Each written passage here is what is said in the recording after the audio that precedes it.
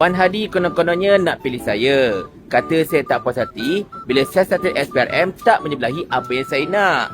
Sebab hari tu saya mempersoalkan tentang kenapa SPRM tutup siasatan ke atas Farhash bila masa mereka buka siasatan. Wan Hadi pergi tunjuk CNN ini masa SPRM buka siasatan berhubung isu Mineral Sabah pada 17 November 2024. Wahai Wan Hadi, sekarang ini cerita pasal Farhash punya hal tu dibuka oleh Malaysia Now pada 21 Julai 2025. Kemudian Rafizi Ramli bangkitkan balik pada 25 hari bulan Julai 2025. Kita persoalkan tentang yang tu. Tak dengar pun di SPRM kata mereka akan siasat Farhash Wafat Salvador untuk pendedahan Malaysia Now tu.